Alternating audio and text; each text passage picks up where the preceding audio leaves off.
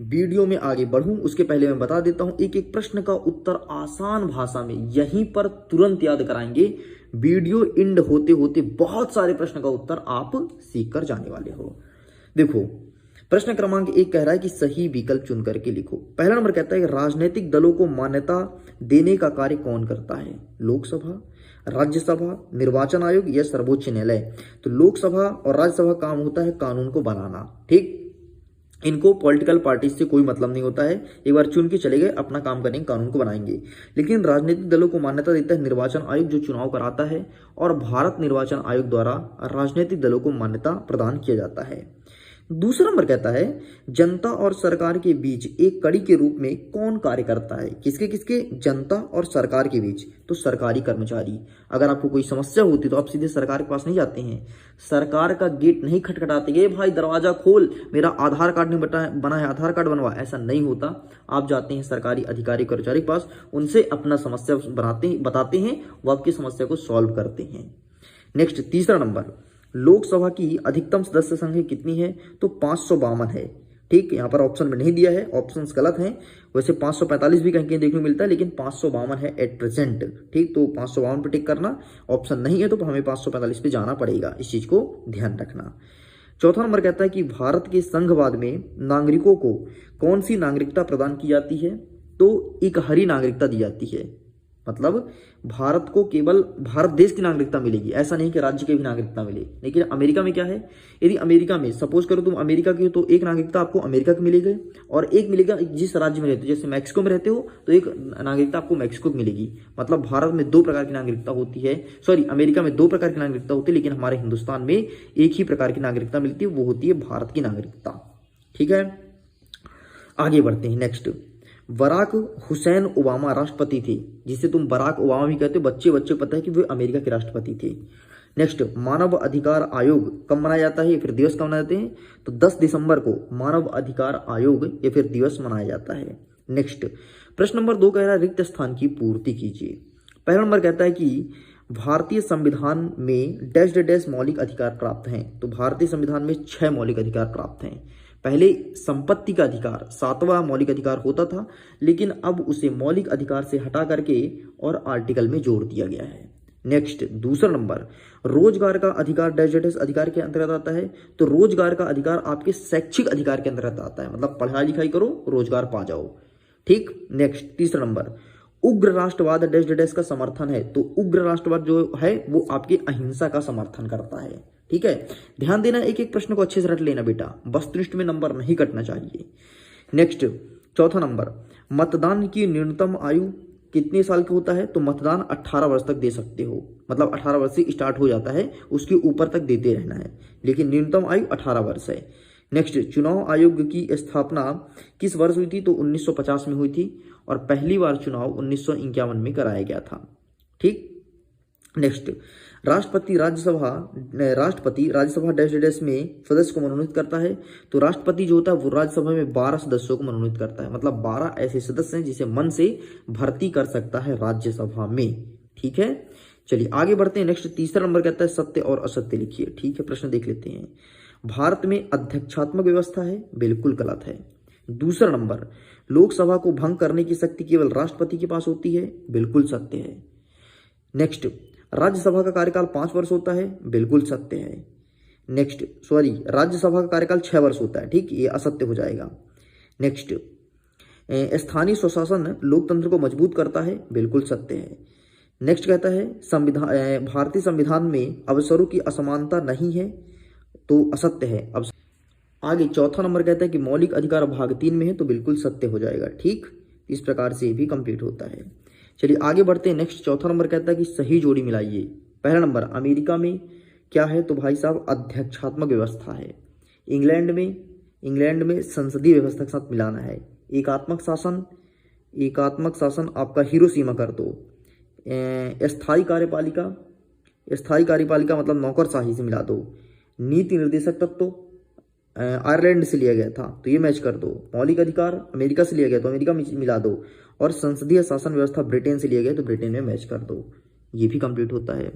आगे बढ़ते हैं। नेक्स्ट, 5वां नंबर कहता है कि एक वाक्य में उत्तर दीजिए। मौलिक कर्तव्य किस संविधान संशोधन में जोड़ा गया था? तो 42वां संविधान संशोधन में जोड़ा गया था। दूसरा नंबर, सांस्कृतिक अधिकार हमें किससे प्राप्त होते हैं? तो समाज से प्राप्त होते हैं। समाज से हम कल्चर सीखते हैं, ठीक, हमें हर एक चीज समाज से मिलता है। अरस्तु के अनुसार राज्य के कार्यों में भाग लेने वाले को क्या कहते हैं? तो नागरिक कहते हैं। चौथा नंबर, नागरिकता प्राप्त करने की विधि का नाम लिखिए। तो जन्म से नागरिकता प्राप्त कर सकते हैं, ठीक।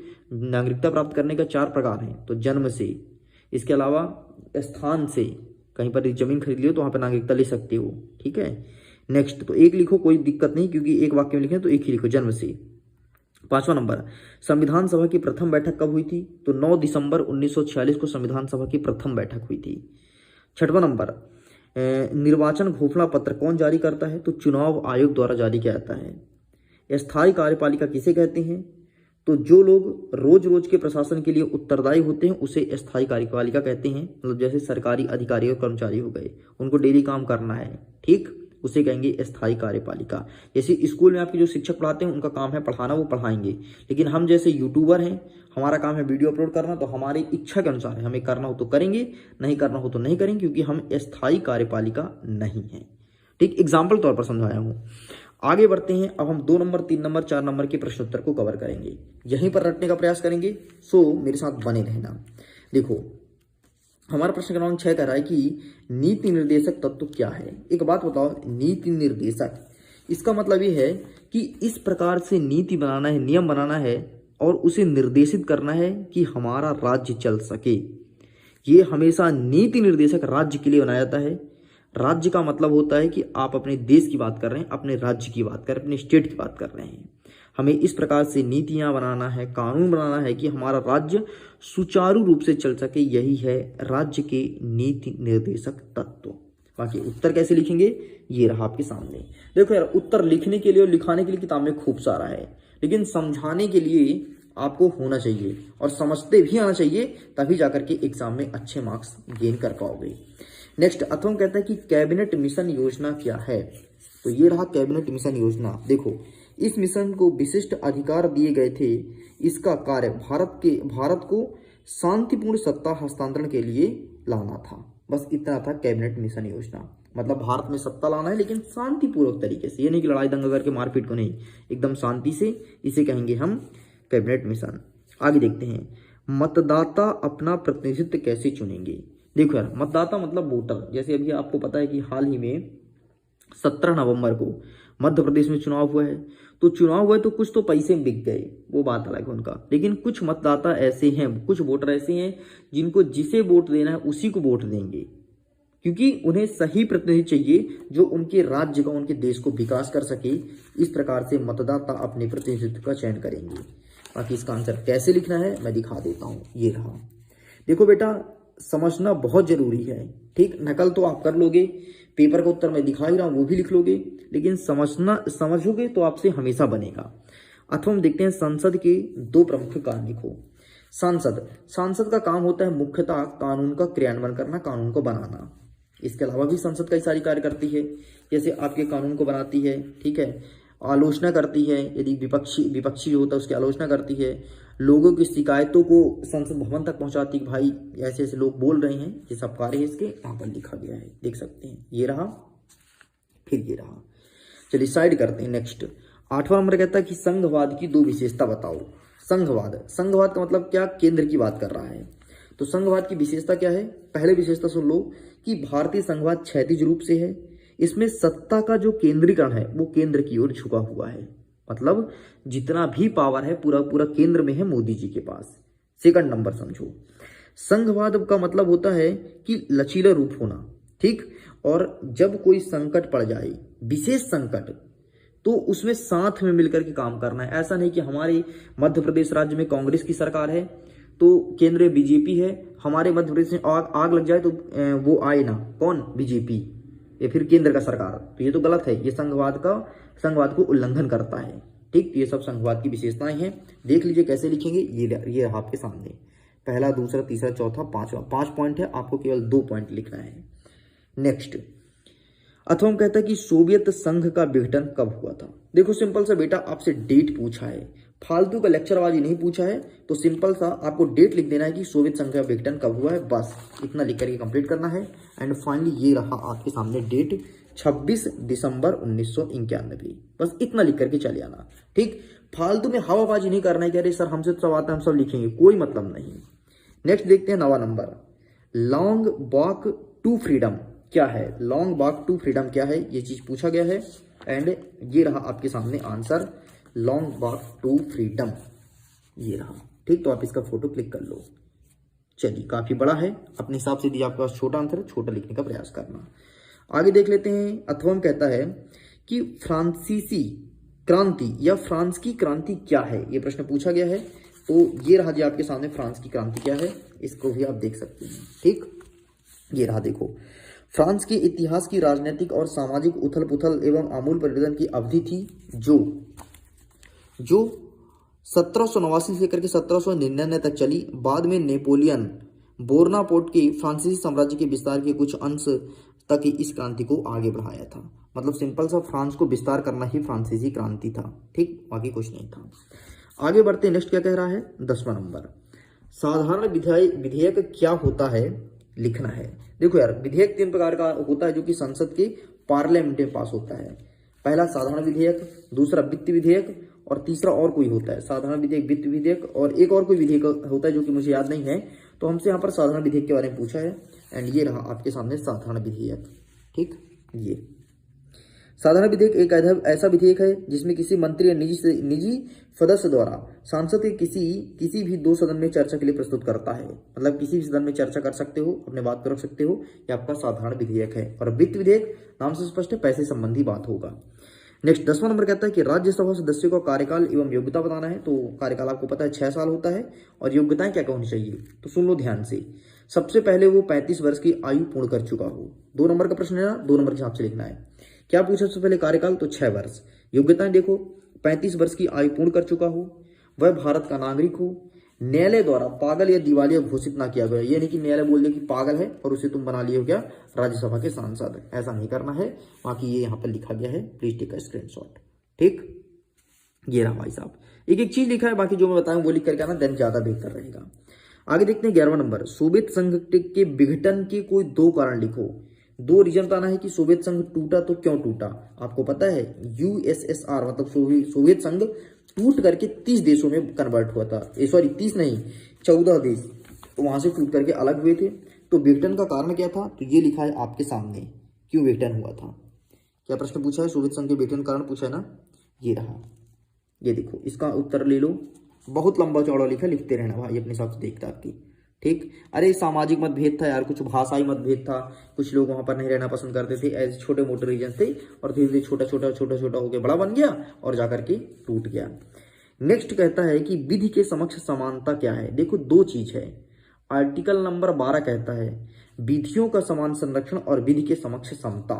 एक चीज ब्रिटेन से लिया गया है, विधियों का समान संरक्षण, और विधि के समक्ष समता अमेरिका से लिया गया है। ठीक, तो विधि के समक्ष समता क्या चीज होता है, इसे समझाना है।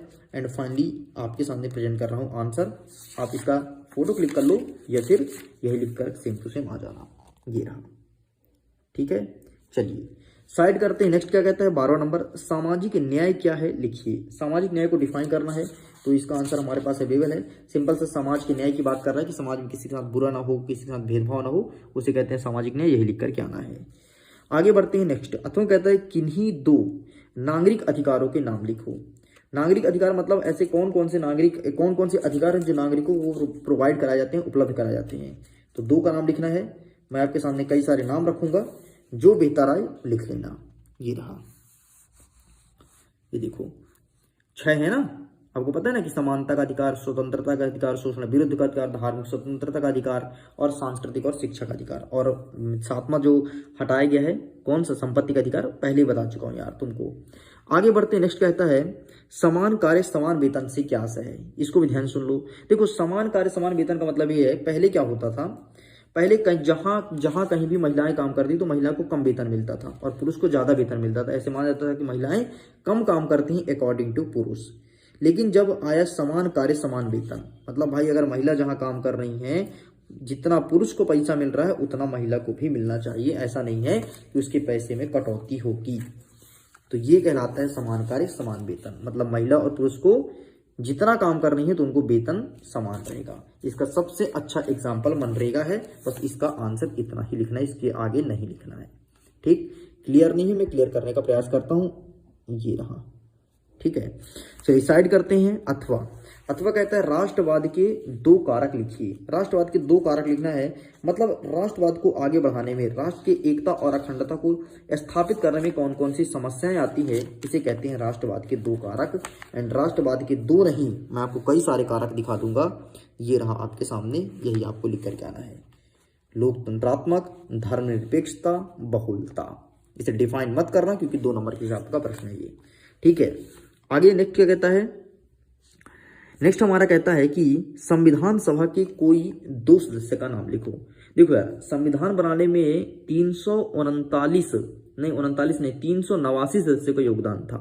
कोई 2 लिखना है, तो मैं तुमको बता देता हूँ। जवाहरलाल नेहरू, सरदार वल्लभ भाई पटेल और डॉक्टर भीमराव अम्बेडकर, ये सभी संविधान सभा के सदस्य थे। ठीक, डॉक्टर राजेंद्र प्रसाद, डॉक्टर सर्वपल्ली राधाकृष्णन, ठीक है, और हामिद अंसारी और डीपी खेतानी, ऐसे कई सारे हैं। ठीक, तो आपको 2 लिखना है, मैं बता दिया हूं। नेक्स्ट, सार्वजनिक वयस्क मताधिकार क्या होता है, तो सिंपल सा, सार्वजनिक वयस्क मताधिकार का मतलब होता है वे व्यक्ति जो 18 वर्ष की आयु पूर्ण कर चुका हो उसे मत देने का अधिकार है, यही कहलाता है सार्वजनिक वयस्क मताधिकार। जब तुम 12th पास कर लोगे तुम्हें वोट डालने का अधिकार हो जाएगा। नेक्स्ट 2 नंबर का प्रश्न कहता है कि प्रश्नकाल क्या होता है। देखो यार, जब भी पार्टी पॉलिटिक्स बैठती है संविधान में तो 3-4 प्रकार के टाइमिंग होते हैं, जिसमें प्रश्नकाल में केवल आप प्रश्न पूछ सकते हो कि प्रश्न हमें कैसे पूछना है, और ये 11 बजे से लेकर के 12 बजे तक दोपहर में होता है प्रश्नकाल। ठीक, तो आप देख सकते हैं ये पूरा यहाँ पे लिखा गया है। पूरा अपने मन की प्रश्न पूछ सकते हैं, मन में जो भी रहता है। तो नेक्स्ट अथवा कहता है कि दल बदल क्या है, समझाइए। दल बदल का मतलब होता क्या है यार, पार्टी को बदलना, पार्टी को बदलना, वो भी कानूनी तरीके से, इसे कहते हैं दल बदल। देखो क्या होता है, समझो कोई विधायक है, तो जब कोई विधायक व्यक्तिगत रूप से या फिर सैद्धांतिक तरीके से अपना त्यागपत्र दे देता है, तो भाई नया पार्टी तो ज्वाइन करेगा। त्यागपत्र देकर के जब नई पार्टी को ज्वाइन करता है तो ज्वाइन करने के कारण उसके विरुद्ध संसद में मतदान होता है, इसे ही कहते हैं राजनीतिक दल बदल। समझ गए, ये रहा, सैद्धांतिक तरीके से देना पड़ता है, आंसर आपके सामने है। नेक्स्ट 16 नंबर कहता है कि निर्वाचन आयोग के प्रमुख कार्य को लिखिए। प्रथम कहता है कि स्वतंत्र और निष्पक्ष चुनाव क्या है। तो आइए हम दिखाते हैं फटाफट। देखो अब इतना समय नहीं कि चीज को समझाऊं, तो जल्दी जल्दी आंसर को मैं दिखा देता हूं, बाकी समझना होगा तो बता देना, ऐसे समझा दूंगा। निर्वाचन आयोग के प्रमुख कार्य ये रहा आपके सामने, तो प्लीज टेक अ स्क्रीनशॉट। ठीक है, पहला, दूसरा, तीसरा, 3 नंबर के हिसाब से लिखना था। आगे क्या कहता है, अथवा में स्वतंत्र और निष्पक्ष चुनाव क्या है। तो आइए इसका भी आंसर जल्दी दिखा देता हूं, क्योंकि समय बहुत कम है, समय को मैनेज करके हमें पढ़ना है। ये रहा आपके सामने, प्लीज टेक अ स्क्रीनशॉट। ठीक है, ये लिखना है बेटा, और ये रहा थोड़ी सी और लिखना है। चलिए आगे बढ़ते हैं। नेक्स्ट 17 नंबर कहता है लोकतंत्र में कार्यपालिका किसके प्रति उत्तरदायी है। लोकतंत्र में कार्यपालिका किसके प्रति उत्तरदायी है, ये रहा आपके सामने। ठीक, चलिए साइड करते हैं। नेक्स्ट अथवा कहता है कि संसदीय नियंत्रण के 3 प्रमुख साधन लिखे। संसदीय नियंत्रण के 3 प्रमुख साधन बताना है, एंड ये रहा इसका भी उत्तर, संसदीय नियंत्रण के 3 प्रमुख साधन। ठीक, इसका फोटो क्लिक कर लो। आगे बढ़ते हैं। नेक्स्ट स्थानीय स्वशासन किसे कहते हैं, प्रश्न पूछा गया है, तो आइए फटाफट कवर करते हैं कि चीज को, स्थानीय स्वशासन किसे कहते हैं। तो ये रहा आपके सामने। अरे बहुत ही सरल है यार, ग्राम पंचायत जैसे हो गया आपका जनपद पंचायत। समय नहीं तो डेफिनेटली आपको ये सब अच्छे समझा देता। अथवा कहता है ग्राम पंचायत के 3 कार्य। ग्राम पंचायत क्या क्या करता है, गांव की साफ सफाई करवाता है, जो पशु सब पड़े होते हैं उनको हटवाने का काम करता है। ठीक है, इसके अलावा रोजगार की व्यवस्था करता है, कई सारे कार्य इसके, लेकिन अब करे ना करे ये भाई ब्रह्मा जाने, लेकिन ग्राम पंचायत के कार्य बहुत सारे हैं। क्या पूछा ग्राम पंचायत करना, ये रहा। ठीक, इसका फोटो खींच लो। मेला ही लग बात है, पता है ग्राम पंचायत, बहुत सारे गांव में तो मेला ही नहीं लगते हैं, ये सब मेला लगवाने कार्य ही ग्राम पंचायत करता है। नेक्स्ट 19 नंबर क्या कहता है कि आर्थिक न्याय और सामाजिक न्याय से क्या आशय है। आर्थिक न्याय और सामाजिक न्याय को हमें डिफाइन करना है, और ये रहा आर्थिक न्याय और सामाजिक न्याय का आशय। ठीक, ये रहा, फटाफट स्क्रीनशॉट लो, ये रहा सामाजिक न्याय। चलिए आगे बढ़ते। नेक्स्ट अथवा कहता है कि मतदान के अधिकार को समझाइए। मतदान का जो राइट है कि हमें मतदान करना है, कैसे करना है, तो ये रहा मतदान का अधिकार, अनुच्छेद 326 में मेंशन है। ठीक, ये रहा। भाई साहब आपको अपने हिसाब से वोट करना है, पैसे में नहीं बिकना है। आपका जो कीमत है वो 100 रुपए 200 रुपए नहीं होना चाहिए, ठीक है। चलिए आगे नेक्स्ट अब 4 नंबर के प्रश्न को कवर करते हैं। संविधान की आवश्यकता हमें क्यों पड़ी, व्याख्या कीजिए। संविधान हमें क्यों पड़ा, संविधान क्यों लाना पड़ा। संविधान मतलब सिंपल से होता है नियम और कानून की किस हिसाब से हमारा देश राज्य चलेगा, इसे कहते हैं संविधान। संविधान मतलब समझो कि एक ढांचा है कि इस हिसाब से हमें चलना है। तो यही पूछा कि क्या पूछा है, संविधान की आवश्यकता हमें क्यों पड़ी। तो ये रहा भाई साहब, इसका उत्तर लिखा है। ठीक, आगे देख लेते हैं पेज पलटा के और क्या लिखेंगे। तो और ये रहा सामने, ठीक, इतना लिख करके चले आना है। आगे क्या कहता है, अथवा में सर्वोच्च न्यायालय के कार्यों और शक्तियों की विवेचना कीजिए। तो ये भी दिखा देता हूं जल्दी से आपको, सर्वोच्च न्यायालय के कार्य और शक्तियां। तो ये रहा जी सर्वोच्च न्यायालय की कार्य और शक्तियां, ठीक, इसका एक फोटो क्लिक कर लीजिए। चलिए साइड करते हैं। नेक्स्ट क्या कहता है कि स्थानीय स्वशासन की 4 विशेषता को लिखिए। स्थानीय स्वशासन की 4 विशेषता। तो ये आंसर ही प्रेजेंट कर देता हूँ, मेरे पास अवेलेबल है, एक चीज का आंसर ढूंढ लिया हूँ, टेंशन की कोई बात नहीं है। ये रहा, तो प्लीज टेक का स्क्रीनशॉट, ठीक है। चलिए आगे बढ़ते हैं। नेक्स्ट अथवा कहता है कि 4 भारतीय राजनीतिक दार्शनिक का नाम बताना है। तो 4 भारतीय राजनीतिक दार्शनिक आपके गांधी जी हो गए, अरस्तु हो गए, ठीक है, सुकरात हो गए, प्लेटो हो गए, कौटिल्य हो गए। तो ये आपका सामने नाम लिखा गया है, 4 लिख सकते हैं। आगे बढ़ते हैं। नेक्स्ट नगर पालिका के 4 अनिवार्य कार्य लिखो। नगर पालिका क्या क्या कार्य करेगा, ठीक है। तो वही सेम जैसे ग्राम पंचायत का होता है, नगर पंचायत का होता है, जनपद पंचायत का होता है, ठीक वैसे ही आपके नगर पालिका का भी होगा। एंड ये रहा नगर पालिका के 4 अनिवार्य कार्य, ठीक। तो आप इसका फोटो क्लिक कर सकते हैं। चलिए आगे बढ़ते हैं। नेक्स्ट 4 भारतीय राजनीतिक चिंतकों पर विचार को समझाइए। तो इसका भी आंसर मैं दिखा देता हूँ, पूरे आंसर बना लिया हूँ, अवेलेबल है, टेंशन की कोई बात नहीं है, ठीक। आपके सामने प्रेजेंट कर देता हूँ। तो ये रहा भाई, ये पहला नंबर धर्म पर आधारित राजनीतिक सिद्धांत, ठीक है, ये रहा, इसका स्क्रीनशॉट लो, ठीक। ये रहा नेक्स्ट, ये रहा नेक्स्ट, और ये रहा। चलिए आगे बढ़ते हैं। 23वां नंबर कहता है जो कि अंतिम प्रश्न है, राष्ट्र के निर्माण में इतिहास का क्या योगदान है। ठीक, योगदान है पूरा बताना है कि राष्ट्र के निर्माण में इतिहास किस प्रकार से कार्य करती है। तो ये रहा, ठीक, please take a screenshot, got it. इनका फोटो क्लिक करो, इनका फोटो क्लिक करो, इनका फोटो क्लिक करो। चलिए आगे देखते हैं। अथवा कहता है कि राष्ट्रीयता के निर्माण में सहायक तत्वों का विस्तृत व्याख्या कीजिए। तो ये रहा इसका आंसर, इसका फोटो क्लिक कर लो, ठीक है, ये रहा। और लो, दूसरा पॉइंट हो गया, ये रहा आपका नेक्स्ट, ये रहा तीसरा पॉइंट, इसका फोटो क्लिक करो, ये रहा चौथा पॉइंट, ये रहा आपके सामने 5वां पॉइंट, ठीक, ये रहा आपके सामने 6वां और 7वां पॉइंट, ये रहा। अरे पूरा उत्तर लेकर आया भाई, 4 नंबर से पूरा लिखो जितना लिख सकते हो। तो लीजिए स्टूडेंट्स, इस प्रकार से पूरा पेपर कंप्लीट होता है। मैं उम्मीद करता हूँ वीडियो पसंद आया होगा। वीडियो पसंद आया तो वीडियो को लाइक कीजिए, अपने दोस्तों के साथ शेयर कीजिए, चैनल में पहले सब्सक्राइब जरूर कीजिएगा, और पढ़ाने का तरीका कैसे लगा कमेंट सेक्शन में लिख करके बताना। मैं नेक्स्ट वीडियो में और अच्छा पढ़ाने का प्रयास करूंगा ताकि आपको एक एक चीज समझ में आ जाए। देखो वीडियो 2 पार्टों में मैं नहीं बनाना चाहता, इसलिए वीडियो लंबा हो गया। यदि आप बोलोगे तो नेक्स्ट वीडियो जब भी आएगा तो 2 पार्टों में आएगा और आसान भाषा में एक एक चीज को समझा दूंगा। ओके स्टूडेंट्स, सो डिस्क्रिप्शन बॉक्स चेकआउट जरूर करना, पीडीएफ का लिंक डिस्क्रिप्शन बॉक्स में दिया गया है, उसको भी देख लेना। Okay, bye bye.